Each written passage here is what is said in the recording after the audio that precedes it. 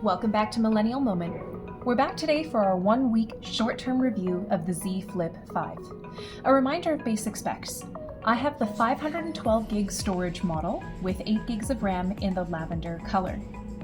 These phones have the latest Snapdragon 8 Gen 2 chipset, and they do have 3700 mAh batteries. I know, much less exciting, but they do reach 50% in 30 minutes, or so advertised, on 25-watt wired charging. You can also do 15-watt wireless and 4.5-watt reverse wireless with these guys. Unfolded, your display is a 6.7-inch AMOLED display with a 120 Hz refresh rate, covering 425 pixels per inch. Let's take a quick pause here to appreciate that 120 Hz refresh rate with one of my favorite features on this phone, which is the split screen function. So once you have your phone open and you have one particular app open, let's say you're reading the news at this time, not sure why you'd want to do that with these headlines, but here we are. If you just do a 3-finger swipe gesture up, let's see if I can get it. There we go. Then you'll get a split screen or an option here to select another app that you can run simultaneously. So let's say I want to watch a YouTube video at the same time as well. Well, now I have 2 separate screens. And as you can see, it's actually quite responsive going up and down through these pages on both. And I can even go ahead and adjust the height or size of each screen depending on which app I'm more focused on at any given moment. You also have this beautiful 3.4-inch cover screen display in Super AMOLED, and this is 306 pixels per inch.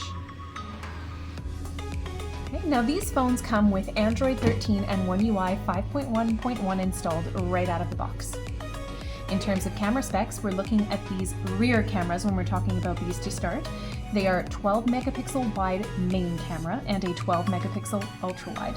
The front camera is 10 megapixels. You might have noticed as well, I do have a flip suitcase on this one. I really like the flip suitcase, though I did change out the animation on the front as I didn't really like that as much, but I do really like just the look of these little cards. You can probably see those fingerprints already. I don't think we're ever going to get rid of this problem, honestly. With anything glossy, whether it's a case, whether it's a phone itself, it's always going to pick up on fingerprinty goodness. Back on the camera specs for a quick sec, we're looking at the video capture options here. So your rear can do 4K at up to 60 frames per second, and your front, well guys, right up here you can see that notch, can do up to 4K at 30 frames per second. We do also see right here the return of the side-mounted fingerprint reader, along with stereo speakers. Okay? So might not be necessarily an audiophile's dream, but they're there. Now, for those of you who might be worried about hinge performance and durability, I would say you should think again with Samsung. I'm going to take a few minutes to share my sincere respect for, I'm not sure if I'm pronouncing this correctly or not, but Mr. Keyboard or Mr. Keybird, I'm going to go with Mr. Keyboard, and their team, who performed a full week-long serious manual stress test competition comparing this year's 2 major flip phones.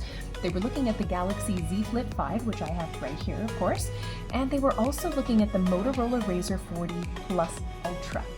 Now, this entire competition was live streamed. Again, almost a full 7 days of live streaming this competition. It was a really realistic test to challenge the performance of each phone under regular human use of a phone, which is far less gentle than lab testing with machines that are specifically designed to repeatedly open and close a phone with a gentle and even pressure and a very ideal position every time. Needless to say, people are nowhere near as careful as that.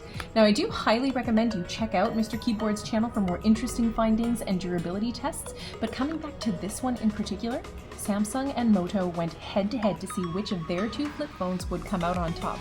You might be interested to know, Samsung won, giving out after more than 400,000 folds, versus Moto at about 126,000. But what does that actually translate to in terms of regular use? So let's say despite the rigor of this testing, we assume that that rating can't be even half as good. Some basic math tells us that, say, 100,000 folds, for example, would actually get a user that folds their phone open and shut once every 22 minutes in an average day would get about 4.5 years of hinge durability out of their phone. Let's say maybe you're a high use case and you fold yours every 11 minutes. Well, that would get you 2.25 years. So those huge numbers over 400,000, that would be as if you were still using an old school Nokia nearly 20 years after release. Now, to me, it's pretty safe to assume that as long as I don't accidentally fling this thing across the room and mess up the hinge or something, that hinge durability is going to last much longer than my next upgrade period. Now, camera improvements are apparently marginal over last year's. That being said, this phone does take some decent photos, and Samsung's software processing, as I've mentioned previously, really is powerful enough to make up for that. Now, I'm not a photo buff by any stretch of the imagination, and in fact, I might be a little bad at taking photos by some other people's standards, but I do find it hard to believe that these cameras wouldn't fit most users' immediate needs. I'm going to leave a few casual pictures here for your judgment only. The cheesy self-portraits were taken using the cover screen photo finder and hand recognition to trigger a countdown and snap.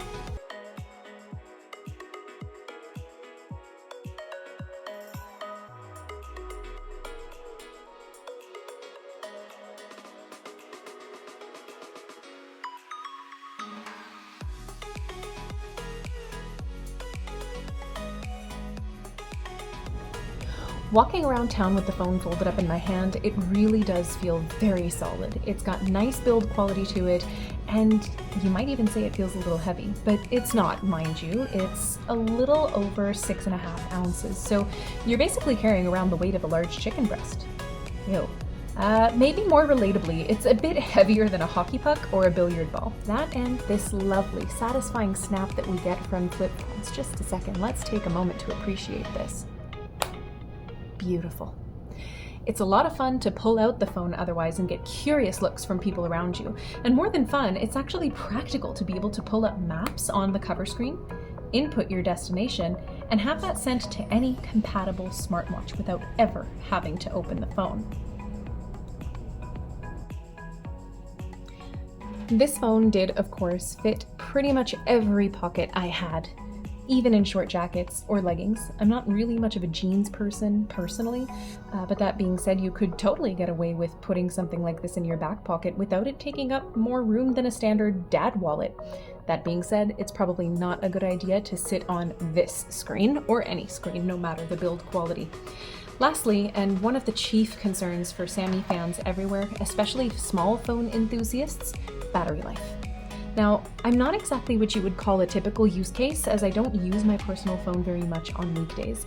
But that being said, about 30 to 45 minutes of YouTube is standard for me every morning as I go about my routine, regularly checking my messages throughout the day, maybe a few phone calls at lunch, and this week in particular, I've been starting my days around 6:30 or 7 a.m. and ending my day around 9 p.m. with anywhere between 45 and 65% battery left. As of preparing this video at 7:18 p.m. yesterday with several screen recordings that I've left here, I was sitting at about 73% from a 6:30 a.m. start. Now this did carry over to my next day, today, where by 1 p.m. I was still at 32%, and as of right now, as you can see, it is 6:16 p.m. and I am still just barely hanging on by a thread at 5%. I realize that battery is still likely in the phase of adjusting to my particular usage pattern at this point, so this could certainly change, and again, I would not say that I am at all what you would call a typical use case.